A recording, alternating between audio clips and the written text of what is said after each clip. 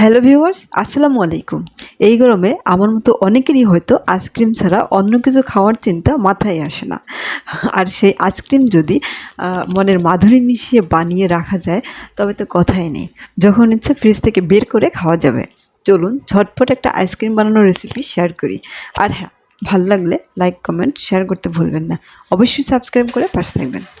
প্রথমেই একটা হাঁড়িতে আমি 1 লিটার দুধ নিয়েছি। দুধটাকে জাল দিয়ে ঘন করে নেব। এর মধ্যে 1 কাপের মতো চিনি দিয়েছি। 1 কাপের মতো গুঁড়ো দুধ অন্য একটি মগে ভালো করে গুলিয়ে নেব, তা না হলে দানা দানা দিয়ে যাবে।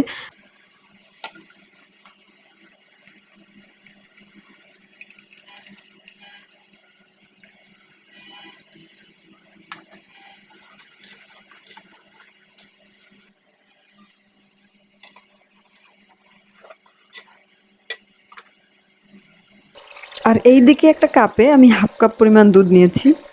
এর মধ্যে দেব 2 চামচ কাস্টার্ড পাউডার। এটাকে ভালো করে গুলিয়ে নেব। কাস্টার্ড পাউডারে ভ্যানিলা ফ্লেভার থাকে, তাই আমি আলাদা করে আর কোনো ফ্লেভার দেব না। এবার দুধ চুলা থেকে নামিয়ে এর মধ্যে অল্প অল্প করে কাস্টার্ড পাউডার মিশ্রণটা দিয়ে দেব।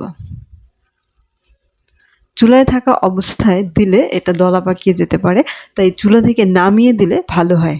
এবার ঠান্ডা করে 4 ঘন্টার জন্য ডিপে রেখে দেব। এবার ফ্রিজ থেকে নামিয়ে একটু ইলেকট্রিক বিটার দিয়ে বিট করে নিয়েছি।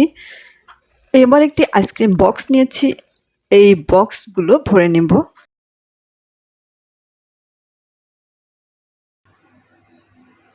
আর একটা বাটিতেও রাখবো কিছু। এর মধ্যে কিছুটা বাদাম দিব। এবার সারা রাতের জন্য ফ্রিজে রেখে দেব।